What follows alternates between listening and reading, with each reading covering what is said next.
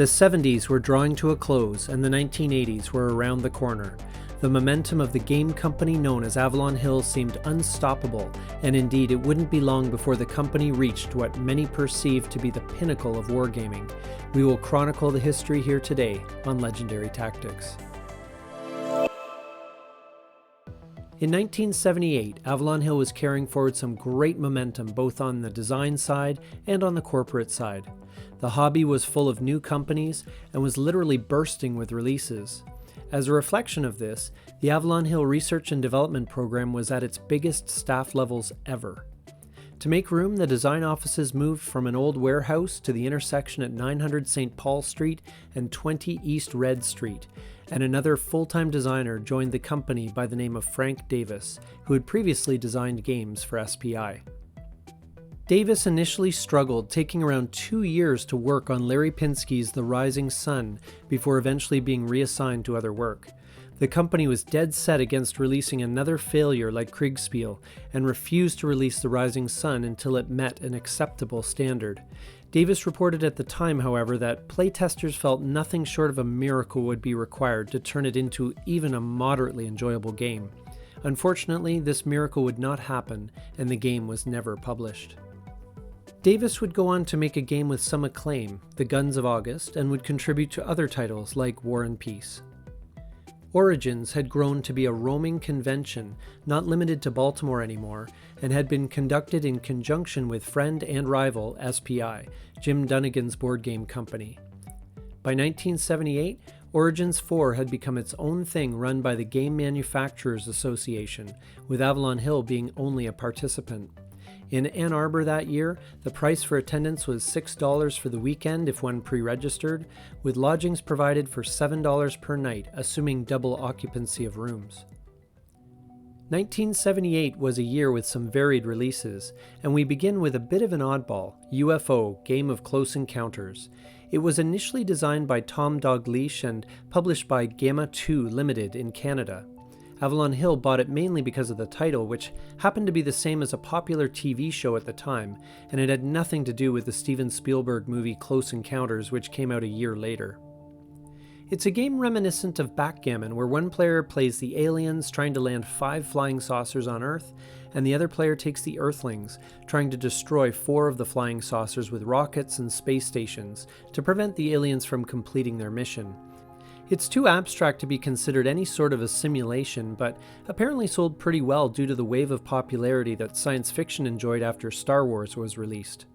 Napoleon, the Waterloo Campaign 1815 was another game from Dalgleish at Gamma 2, published originally in 1974.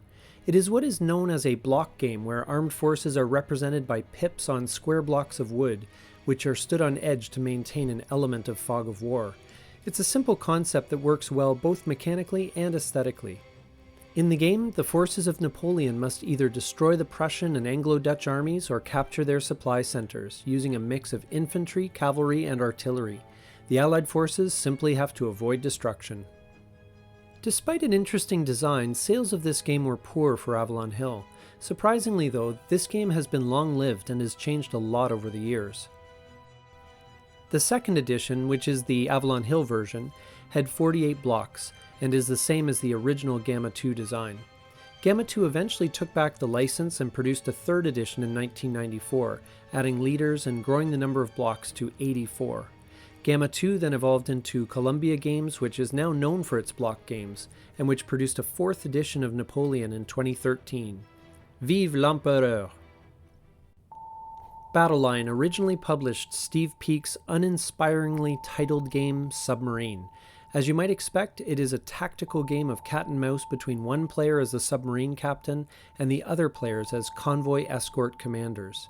While the convoy and its escorts remain in full view, the submarine and its torpedoes are plotted secretly off board, at least until it is discovered by sonar. Mick Yule added an advanced game as he usually did. It is a fun and interesting game, especially with multiple players, though it is not known as a great simulation. Air Assault on Crete was designed by Vance von Bories with some help by Randall Reed, and is technically 2 games in one. The first is the game simulating the battle named in the title, and the other is a hypothetical invasion of Malta game, which was included as a bonus. Due to the shorter playing time, it seems that Malta was played more frequently. The inspiration for this game, Operation Mercury, is fascinating, as it is the first completely airborne invasion in history. The Germans sent in 22,000 paratroopers and mountain troops to attempt to pry away control of the island of Crete from the Allied military remnants that had recently fled Greece. Air Assault on Crete was received well by the critics as a game, but less so as a simulation. For example, Nicholas Palmer, in his book The Best of Wargaming, said that the simulation is colorful but not terribly convincing, while giving the game an excitement rating of 100%. The General magazine included another scenario, Assault on Cyprus, in Volume 18, Number 3, that allowed players to game out another hypothetical but possible invasion. Status Pro NBA Basketball was also released that year.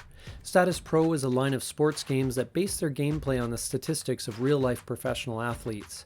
The owner of Status Pro, Jim Barnes, came to Avalon Hill as a freelance designer, bringing his designs based not on dice but on an interesting fast-action card system, which would generate the numbers and results needed to resolve plays. For those curious as to the origin of the name, Status Pro came from the title of a column he wrote for an Iowa newspaper. Status Pro Basketball gives players the opportunity to replay an entire NBA season. Each player is represented by a detailed card that reflects their stats in real life, specifically in field goal shooting, free throw shooting, rebounding, fouls, foul drawing, blocking shots, stealing the ball, assists, defense, and stamina. Players are the coaches that decide the starting lineups, call the plays, and put players in or sit them on the bench. Overall, it is considered to be a decent simulation and certainly competes with another game, Stratomatic Pro Basketball, that was the big kid on the block at the time. Player cards were updated every year and available from the company until 1992, although one could make one's own if so inclined. A sticker on the front cover of the box at the store notified the potential buyer of which season's cards were contained inside. In and around the same time, Avalon Hill released Status Pro Football. This game used the same trademark fast-action cards to simulate games in combination with the individual player cards for every team, which rated their abilities in throwing, catching, running, blocking, and rushing the passer, among other things. Players, as expected, act as the coaches, choosing a combination of players and plays that will hopefully deliver a win. There are even optional endurance rules which force players to rest between plays before being used again, resulting in some tactical decisions in cycling players to maximize their effectiveness. The main downside to Status Pro Football is the length, as it often takes 3 hours to play a single game. Though that may be true to real life, it makes it time-consuming to play through an entire season.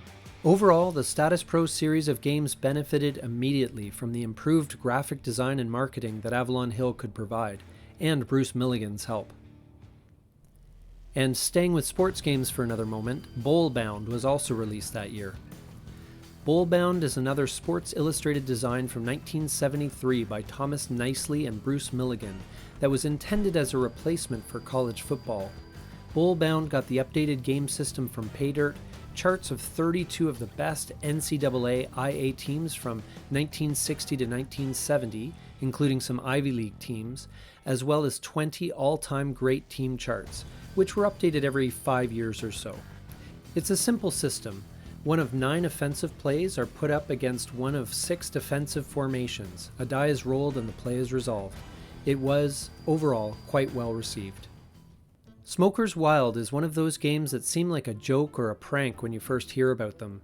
Gamma 2 was the original publisher and Tom Dalgleish was one of the designers. In this Monopoly-inspired anti-smoking game, players try to accumulate money by choosing a profession that is likely to benefit from the tobacco use of others, like an undertaker or a doctor, all the while avoiding their own addiction to cigarettes. An addiction can potentially begin by landing on an advertising space or landing on the same space as another player where one can be influenced by the other's brand habits. If a player's token smokes, the faster they will move along the lifometer, which inevitably ends in death. However, the awful puns throughout this game might kill you before smoking ever will. It's a simple game that purports to help prevent people from smoking. Although that claim is questionable, people say it is a simple, fun, and goofy party game. In 1978, however, it was obvious that Cross of Iron was the highlight of the year. It is a gamette, the first expansion of Squad Leader and its system, and it took advantage of the excitement and hype over Squad Leader at the time. Fortunately, Cross of Iron is not a shameless cash grab, but instead widely recognized as a great improvement of the game system. Although a 6-month development process had been planned, it ended up taking a full year and was barely completed in time for the big board game conference event of that year, Origins 78. Cross of Iron expands the orders of battle for Germany and Russia and adds units from the minor powers on the Eastern Front. The highlight of the gamette is the new, more detailed rule set for vehicles and ordnance, a much welcomed improvement over the base game in realism and detail. Don Greenwood later admitted that the project had gotten away from them and that it really should have been released as 2 expansions, while designer John Hill recognized that they had been too easily swayed by playtesters who were predisposed towards more complex games. However, it was worth it in the end, as Squad Leader fans were very pleased. For example, Lauren Bird of Campaign magazine gushed at the time that the system represents one of the best combined arms representations available from either a board game or miniatures approach. It made tanks both terribly involved and interesting, and implemented a host of innovative and highly sophisticated concepts. 1979 brought with it a substantial number of new titles, with some classics among them. Alan R. Moon was added to the staff as a game developer and assistant editor for the General magazine, where he was perhaps most famous for his column known as The Asylum, and Dale Schaefer came aboard to work in the graphics department. Notably, Randall Reed, the first full-time in-house designer at Avalon Hill, left for a government job designing conflict simulations for the Marine Corps, but continued working with the company on a freelance basis. The year was another year of acquisition, as Avalon Hill took over another wargame company for the first time by purchasing the Battle Line series of games from Heritage Models, who had decided that they wanted to focus on the miniatures side of the hobby. It is interesting that at the time many fans of the company complained that Avalon Hill was buying too many designs and not creating more of their own. Don Greenwood reminded everyone in the General magazine that the company was a publisher of games, not just a game design company, and when a good game came to their attention from an outside designer, there was nothing wrong with publishing it under the Avalon Hill banner after some development work by their production team. It's not clear if this response pacified the purists, though. Avalon Hill sold off the existing Battle Line inventory, and then the company went to work revising and cleaning up the designs, republishing those games with the most promise. Ultimately, a lot of games from the acquisition of Battle Line made their appearance with an Avalon Hill logo that year, otherwise unchanged. Fury in the West by Steve Peake and Craig Taylor was one of these. The game depicts the Battle of Shiloh from the American Civil War that took place in April 1862. It was originally published in 1977 by Battle Line and got mixed reviews at the time, so Avalon Hill made some rules clarifications and small improvements after it was acquired. It has some unique and interesting mechanics, like how units lose attack strength if they move until they stop to let stragglers catch up, and zones of control extending to 3 hexes in front of the unit, making them more vulnerable to attacks from the rear. The Avalon Hill edition also suffered from similarly mixed reviews, with critical disagreement over the straggler rule, the lack of morale rules, and some questioning the depth of strategy available to both sides. Trireme is a game that puts players into the world of ancient naval warfare, recreating numerous historical battles spanning 11 different scenarios over a century or so. All the expected elements are here, with ramming, boarding, grappling, currents, and tides all present and accounted for, and it plays at 2 different complexity levels. This game also got some minor rules revisions after it came over to Avalon Hill. While the components are pretty basic, it is relatively easy to learn and play, and is reportedly quite fun, though it certainly shows its age. Samurai is a game of politics and warfare in feudal Japan, with 20 turns covering the history of Japan from the 12th to the 17th century. Players each control a clan complete with nobles, castles, and troops, and must use these and other tools and strategies to become the shogun, or ultimate ruler of Japan. It is reportedly quite fun and not too hard to get into, although there are some optional additional rules to add further depth. It also got some minor rules revisions from Avalon Hill after its acquisition. Machiavelli recreates the machinations of the power struggle that occurred in Renaissance Italy. There are 5 major domestic powers and 3 major foreign powers, all of which must compete for control of the peninsula. In some ways, this game can be viewed as a clone of diplomacy, certainly while playing with the basic rules. However, the advanced rules add other elements like money, rebellions, assassination attempts, plagues, and bribery, which makes this game unique, though certainly more chaotic. When it was bought from Battleline, Machiavelli got some minor rules revisions from Avalon Hill and a new map board. Subsequently, the components were touched up again in 2nd edition, where the map board was considered to be especially well done.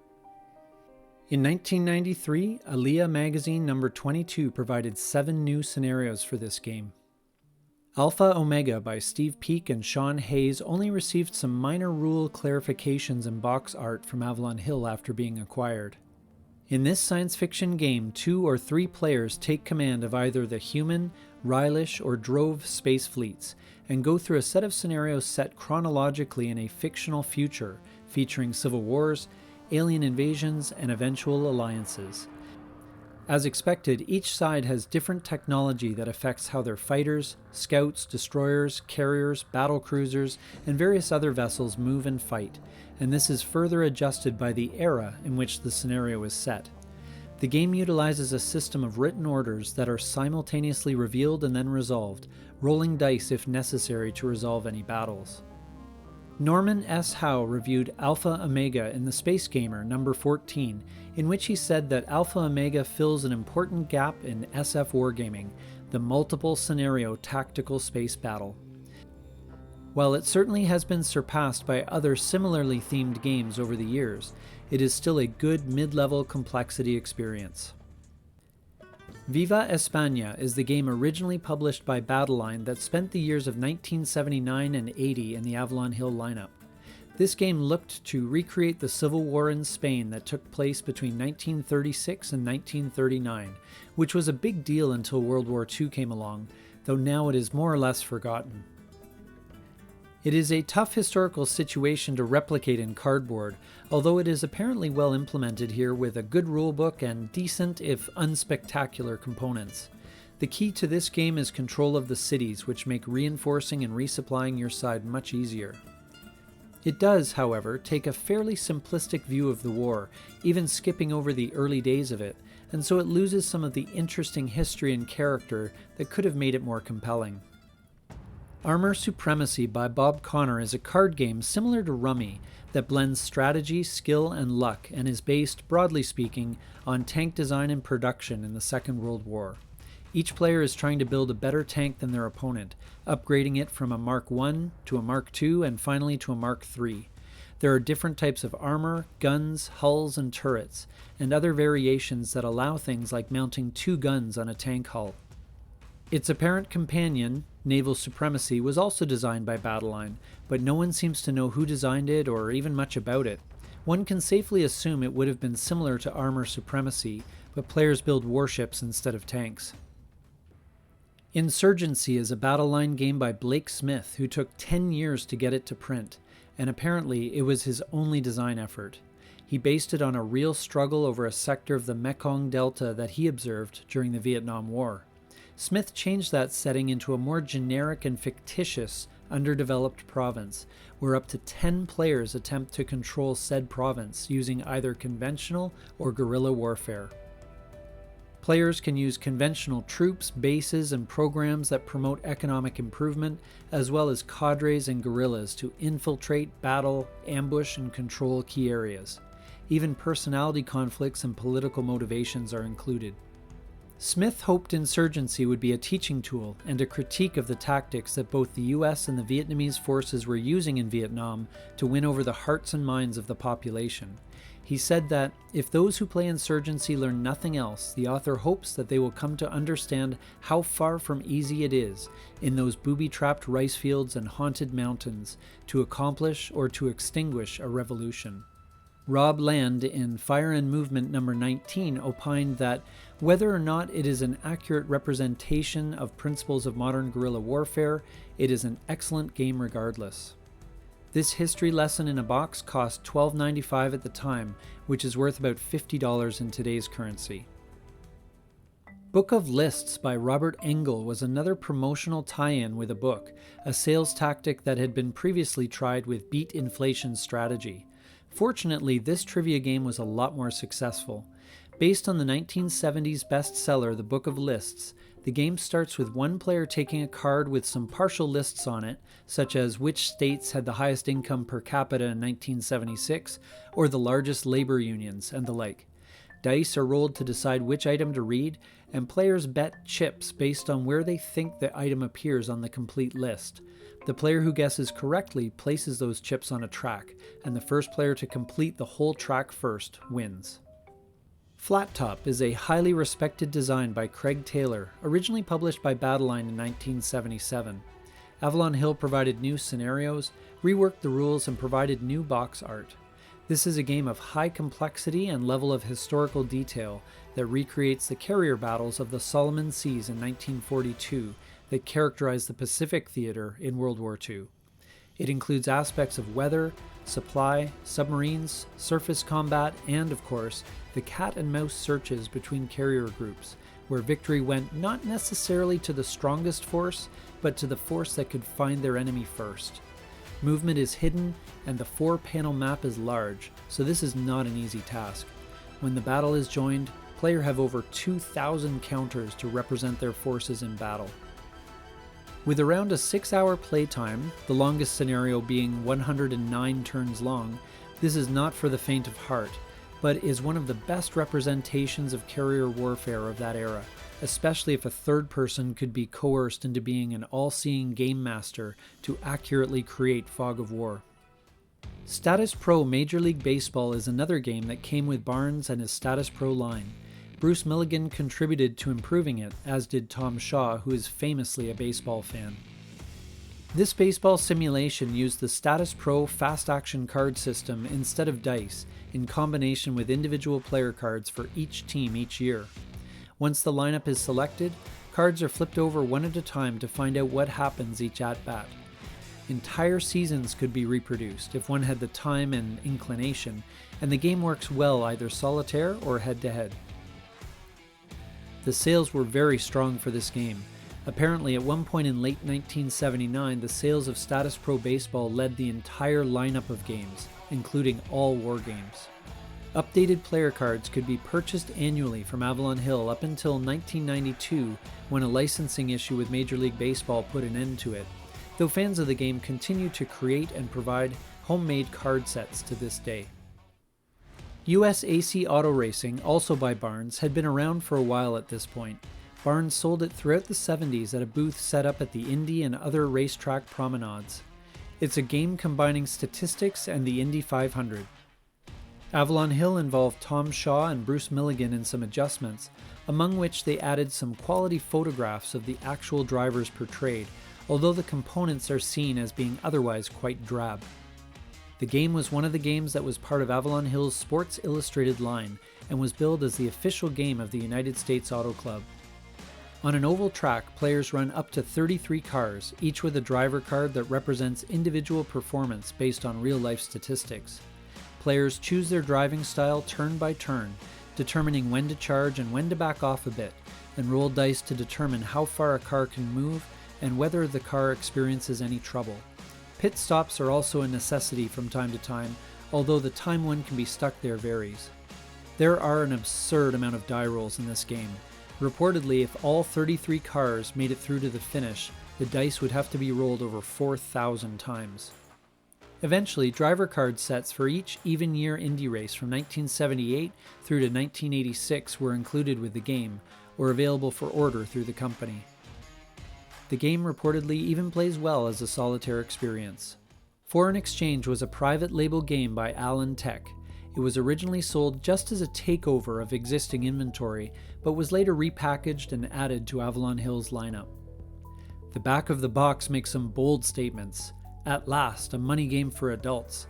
Be forewarned, this game might not be for you, unless you are a student of the international money market, or you are just plain curious as to why the US dollar is worth less and less, despite the fact that we are still the strongest nation in the world.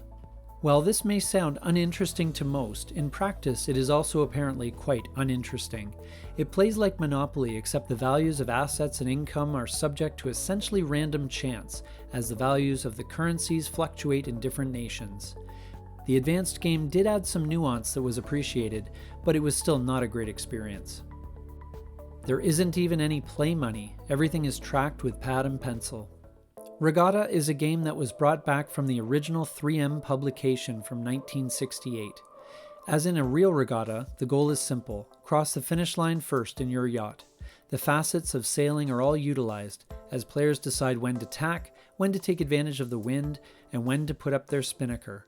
The components are great, with a board coated in a heavy clear plastic and little cast metal boats. By all accounts, this is a neat little game that captures the feel of sailing and of a regatta yacht race, although the wind direction, which is decided by die roll, shifts much more often than would realistically be the case.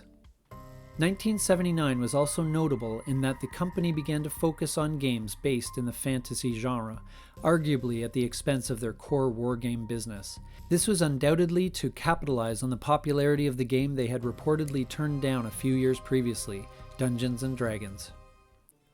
Magic Realm by Richard Hamblin was the first of these. Magic Realm was quite innovative and was given the largest art budget of any Avalon Hill game to that point, but unfortunately suffered from an opaqueness of rules, complexity, and plenty of errata that initially had to be published in Volume 16, Number 4 of the General magazine. This game has its rabid fans, many of whom feel Magic Realm is the best game of this genre ever published. It is an immersive game of adventuring in a fabulous fantasy world filled with magic, monsters, and treasure, where players take one of 16 different roles such as swordsman, sorcerer, woods girl, or elf, and head out in search of fame and fortune among the ruins of a once mighty kingdom. The game system includes various elements that are found in the fantasy literature upon which this is based, such as combat, magical items, hiding, hiking, and exploring various terrain, fatigue, wounds, and rest. Though the map is not big, the treasures are found in different places each time, and there are many monsters and discoveries that will not be encountered in a given game, which provides it with lots of replayability. Wizard's Quest, which in development was known as Treasures of Marnin, is a variation of the game Risk, and the lesser-known Emperor of China, that feels both simple and clever. The map portrays the island of Marnin and is divided into 36 numbered territories and 8 bordering castle spaces. Orcs are placed into about a third of these spaces, and the players fill the rest of the board with their troops. Then each player must race to find their 3 magical items that are hidden by their opponent at the outset of the game. The orcs grow in number and orchestrate frenzied attacks on their neighbors, and a dragon makes an appearance to munch on troops of all sides, and the wizard known as Peacemaker bestows peace and prosperity in a region each turn. After that, players begin their attacks to capture territory in their attempt to track down their magical items. Critics seem to agree that Wizard's Quest is a fun little game. Bill Fawcett from Dragon magazine complimented the game by writing, "If such a thing as a light gaming classic could exist, then Avalon Hill may have produced one." The game was published in various countries by publishers like Klee, Palito, and Schmidt-Spiel, which is something of a testament to its success and popularity. Elements of this game, such as the idea of objects moving sometimes randomly and sometimes under player control, ended up in a later game by Garrett J. Donner known as Dragon Hunt. Dune adapted Frank Herbert's book in the format of a board game. Jack Kittredge, Peter Alotka, and Bill Eberle at Eon did the original design, and Mick Yule, as usual, created the advanced game options. Avalon Hill had apparently bought the rights to create a game based on Dune, but the upper management was not happy with the in-house design, and so called on Eon to help out. The designers at Eon, who are also known for the classic Cosmic Encounter, brought some of the same elements of defined but different faction powers, negotiation, bluffing, and general chaos to the design of Dune, although the games are not similar otherwise. In fact, Dune is based on an earlier Eon design concerning the machinations of the Roman Empire called Tribute, which, according to Alotka, they lugged that out and retrofitted it to the Dune characters. The game is set in the future on the desert planet of Arrakis, the only planet in the known universe where an invaluable product called spice can be mined. It's a perfect setting for political and military maneuvering by different player factions, and fans of the book or the movies will be pleased to hear that the famed sandworms do make an appearance. The game is over when one faction or two that have formed an alliance control a certain number of strongholds on the planet. Dune has developed a great reputation over the years. Olotka later said that Dune is one of my favorite games that we've designed. Interestingly, sales of Dune were great until the 1984 David Lynch-helmed movie Dune bombed at the box office, when Dune just stopped selling. It just stopped. That was it. End of story. A later edition by Descartes in 1993 included the Avalon Hill expansions, Duel, Spice Harvest, and the Landsrad variant from the General Magazine, and included additional character discs not provided by Avalon Hill. Then in 2019, Dune got another lease on life with a new edition by Gale Force 9, which received much acclaim. The beginning of the new decade brought with it a new addition to the R&D team, Kevin Zucker, specialist in the Napoleonic era, who came over from OSG and before that, SDG and SPI. Greenwood said half-jokingly that Zucker held the unofficial record for employment at wargaming companies. And in 1980, we see the first real mention of something that would have a tremendous impact on the hobby, computer games. Personal computers were finally becoming available commercially for use at home and growing quickly in popularity. In response, a new division of Avalon Hill called Microcomputer Games began to offer software for those personal computers like the TRS-80, Apple, and the PET. The new division made its debut that year with 5 programs for $15 each, offered at the Origins conference that year. But the core business of Avalon Hill kept on trucking. War and Peace is the first grand strategic Napoleonic game published by Avalon Hill and depicts a 10-year stretch of that period. Players use about 1,000 counters and 24 pages of rules to play through one of 9 scenarios, all of which involve one or more European powers trying to stop Napoleon in his tracks. The campaign game even adds naval rules to the mix. It was initially met with widely divergent reviews, but it has aged rather well. It was even included in the book Hobby Games, the 100 Best, and earned some glowing words from fantasy author R.A. Salvatore, who would apparently be kept lying in bed for hours and hours, working at multi-turn strategies for blasting my enemy supply lines or creating a back alley run to Paris. The rights to this game were later acquired by One Small Step Games, who redid the map and counters, added some scenarios, and reprinted it in 2020. A digital implementation of this game is in the works to be released in 2023. Crescendo of Doom is the second expansion gamette to the Squad Leader system, known as a Rising Crescendo while in development. This expansion covers the Western Front from 1939 to 1941 and includes British, Finnish, Belgian, Norwegian, Polish, Dutch, and French infantry, artillery, and vehicles. It also adds more detail with soldier morale, including cowering and pinning. There is also new terrain introduced, including orchards, marshes, large bridges, and rivers, with the boats to cross them. Overall, this gamette was well received, as the additional detail added a lot to the realism of the game. Class Struggle was originally a private label game by Dr. Bertel Ullman that attracted a good deal of publicity due to its controversial subject matter. Some critics even went so far as to lobby stores to remove the game from their shelves, although these efforts were largely unsuccessful. It is essentially a Marxist version of Monopoly, where players first determine whether they are a worker or a capitalist, receive their class by a roll of the dice to represent how they do in the genetic lottery, and then rolling and moving around a board, drawing chance cards and trying to accumulate the most assets before the revolution begins. Initially, Avalon Hill only sold off existing inventory, but later repackaged it, and Alan Moon revised it to try and improve its play value.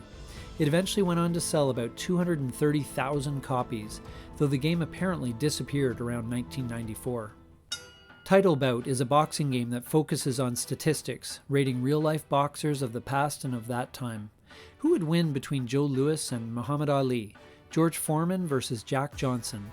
Title Bout resolves these questions by using a fast action card system similar to the Status Pro series, with some strategy mixed in. It was critically well received both as a simulation and as a game. Avalon Hill provided new boxer ratings every 2 years to keep it up to date, which were either sold separately or included as free inserts in All-Star Replay magazine. Intern is a bit off the beaten track, as it is yet another game styled after Monopoly that looks to depict the routine of an average hospital intern. It sold respectably and even got a second edition which had revised rules. Fortress Europa is another game from John Edwards at Jedco Games in Australia that underwent a fair amount of revision from Alan Moon. While the Jedco version was more of a direct remake of Avalon Hill's D-Day game from 1961, the Avalon Hill version of Fortress Europa ended up quite different. The game could be said to be like the earlier title Russian Campaign, though on the Western Front during World War II, and with more refinement and detail. It covers the Allied campaign in Western Europe from D-Day until the end of the war in 1945, over 37 game turns. The box says the game will take 4 hours, but other people claim it can take up to 10 hours to play. As in real life, the Allies must choose an invasion site, conduct an amphibious landing, and expand across France into Germany, while the German forces must delay and obstruct the Allied advance. Despite its long playtime, the game has a reputation for being fun and exciting, despite the extra chrome, with less downtime between player turns than the Russian campaign. Compass Games reworked the original design in 2019, updating it with larger components and redesigned rules and player aids. Source of the Nile is originally a private label game for 1 to 6 players from 1977 by David Wesley and Ross Maker with Discovery Games. The game is a kind of role-playing game about the exploration of Africa in the 18th century. One of the unique features is the map board, which is coated in a plastic surface and allows routes to be traced directly on the map with special crayons. Players must head into the interior of Africa after outfitting their expeditions, exploring the terrain, and dealing with dangers like starvation, disease, and hostile natives, with the goal of making an important discovery relevant to their character's profession. There are a lot of dice rolls and a lot of event cards with horrific outcomes, but for fans of the game, the story it tells is second to none. Mick Yule replaced a lot of the rules with cards and charts with a view of making it more playable, although the components remained somewhat bland overall. In 1978, the great Gary Gygax said the original version was a complex but most enjoyable game, and it has had enough popularity that the game's inventors put out a 25th anniversary edition in 2003. Hexagony is another private label game by Ken Hodkinson that was originally published in 1977 when it was previously and inexplicably named Binfa. He had approached Avalon Hill with the game with the aim of increasing the width of distribution, and Alan Moon saw some promise. Moon modified a few things and renamed it Hexagony. This is an abstract game of military strategy where players gain supplies to fuel their movement in their aim of surrounding or dislodging their opponent's pieces. The game was received quite well, seen as an enjoyable challenge, though decidedly with a strong element of luck, as there is a lot of dice rolling involved. There's also been some criticism of the quality of the Avalon Hill components. Hodkinson later got the rights back to the game and republished it under his company name Kenterprises in its original form and title. Then in 2015 he published a revision of the game adding new rules and a new map board. Circus Maximus is another game that came from Battleline when it was known as Chariot Racing and was published in 1979. Originally, Chariot Racing and Gladiator were sold together as a single title, Circus Maximus, but Avalon Hill separated the two games, renaming Chariot Racing to Circus Maximus and releasing Gladiator the following year, as it required more work to bring it up to standard. It's a multiplayer war game in the spirit of something like Win, Place, and Show mixed with Ben-Hur. Up to 8 players race customized chariots, choosing unique teams of horses and drivers and racing them around an oval track, attacking their opponents along the way with things like whips and wheel-mounted blades, attempting to force opponents' chariots into the walls at high speed. Don Greenwood spent some time improving this game considerably over the Battleline version, and the results were quite good. While the game in its original iteration was received quite well, with reviewer Tim Kask saying in Dragon magazine that it is the best treatment of chariot racing that he has seen to date, the Avalon Hill version became a true classic that is still viewed fondly to this day. In fact, in 2007, the game was chosen in the book Hobby Games, The 100 Best, as one of those 100 best games of all time. Air Force, originally published in 1976, is the game that puts players into a tactical simulation of air combat over Europe during World War II, including aircraft from the RAF, USAF, and Luftwaffe. Each aircraft is represented individually, and cards for each plane type are used to convey that plane's unique traits like speed, maneuverability, and weaponry. The game is quite detailed, and unlike earlier designs like Richthofen's War, movement is plotted in advance and executed simultaneously on the game board, which greatly improves the realism factor. It was an established favorite at the time with Battleline, when Kevin Zucker, acting as developer, controversially reworked the numerical ratings of the aircraft in the original version with more visually interesting colored diagrams, aimed at helping the beginner player access this complex game. The Longest Day was Avalon Hill's first monster wargame, taking up a full 2 years of designer Randall Reed's time. Monster wargames are a subgenre of games that offer a sprawling, epic experience, but with lots of rules, counters, map boards, and time commitment. The Longest Day was no exception. It helped players to recreate the Normandy invasion in World War II in substantial detail. There are 2,603 counters representing various Allied and German battalion-sized units and command units that must traverse 7 map boards as the Allies attempt to liberate France from the German occupation. There are 5 scenarios, but the campaign game will take players around 90 to 150 hours to play to completion.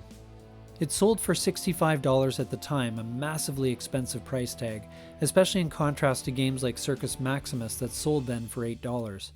Overall, it took 2.5 years to make and represented a high point in both research and simulation.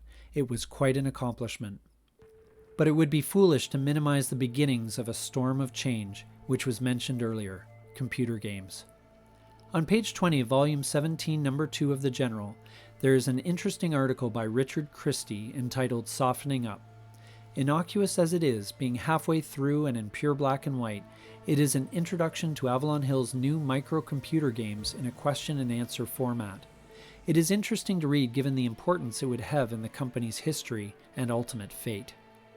The article mentions the first Avalon Hill microcomputer games: North Atlantic Convoy Raider, Midway Campaign, B1, Nuke War, and Planet Miners.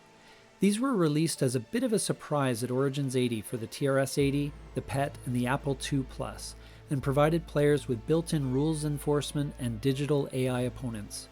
The games required 16K of computer memory to run and were loaded with a cassette tape.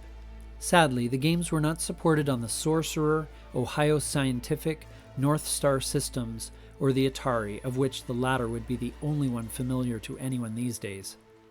The article then goes on to explain why the graphics, described as this year's fad concept, are not better than they could be. This was done in the name of making the games workable and playable without that unnecessary chrome, and then goes over descriptions of the games themselves. It is an article that hints at a shift beginning in the world of gaming, and this shift would begin to have a greater effect on Avalon Hill as the years went by. But for now, Avalon Hill remained in its heyday, soon to reach its peak. We will look at all this in the next chapter of our History of Avalon Hill series here on Legendary Tactics.